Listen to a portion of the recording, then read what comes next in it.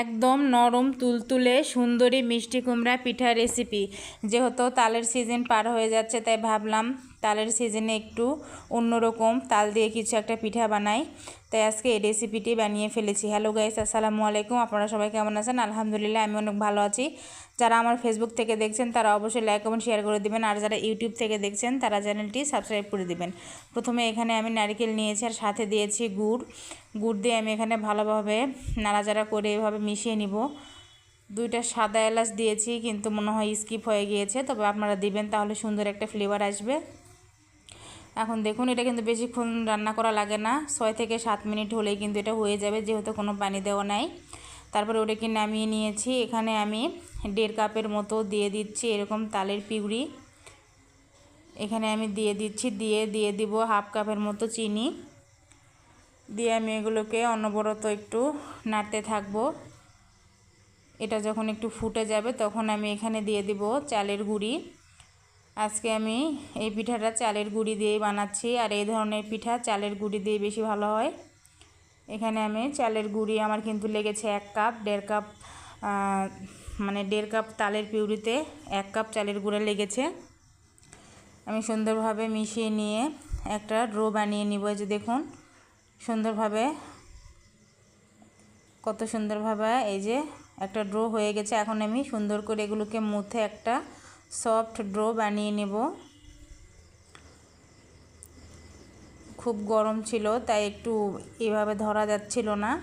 সুন্দর করে মুথে আমি সুন্দর করে লেচি কেটে নেব ছোট ছোট করে। আমি কিন্তু আজকে খুব ইউনিক একটা রেসিপি বানাতে যাচ্ছি। তালের সিজন থাকতে থাকতে সবাই এভাবে একবার বানিয়ে খাবেন। এটা আসলে কি বলবো, যেটা আমরা তালের যে কোনো রেসিপি খাই, এটা আসলে একটা চোখের শান্তি। আমি এটুকু বলবো, দেখতে সুন্দর লাগে, খেতেও ভালো লাগে। আমি এভাবে আগে ছোট ছোট করে লেচি কেটে নিয়েছি। দেখুন বন্ধুরা কিভাবে নিচ্ছি, এটা আপনাদেরকে দেখেই বুঝে নিতে হবে। এরকম ছোট ছোট লেচি কেটে নিয়েছি। এখন আমি যে দেখুন ভালো করে ওইটাকে একদম মুথে একটা ডো নিয়ে মুথে নিয়ে সুন্দর করে সফট করে নিয়ে এখানে আমি মাঝখানে দিয়ে দিচ্ছি এই যে নারকেলের এই পুরটা। এটা দিয়ে আমি সুন্দর করে চারপাশ থেকে উঠিয়ে নিয়ে এই যে দেখুন কিভাবে দিচ্ছি। এরকমভাবে মুখটা বন্ধ করে দিতে হবে। এই যে এইভাবে বন্ধুরা দিয়ে আবার এই যে হাতে নিয়ে এইভাবে চেপে চেপে আমি খুব সুন্দর করে একদম মসৃণ করে নেব। এই তালের ডোটা কিন্তু খুব একটা শক্ত হয়নি, একটু সফট করে বানিয়েছি যাতে এরকম বানাতে খুব সহজ হয়। এভাবে দেখুন, এই যে এখন আপনাদেরকে দেখে বুঝে নিতে হবে। আমি দুই দিকে এইভাবে একটু দিয়ে এভাবে আমি চামচের সাহায্যে একটা ডিজাইন তুলে নিচ্ছি। এই যে দেখুন, আপনারা চাইলে চাকু দিয়েও করতে পারেন।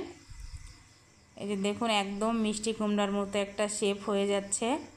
এই জন্যই তো আমি এই পিঠার নাম দিয়েছি মিষ্টি কুমড়া পিঠা। এই যে দেখুন এখানে একটা লবঙ্গ দিয়ে দিচ্ছি, একদম সেম মিষ্টি কুমড়ার মতো লাগছে।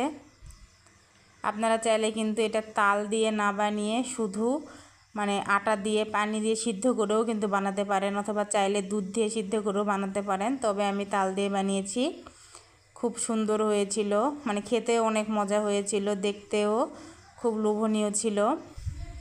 এখন আমি এগুলোকে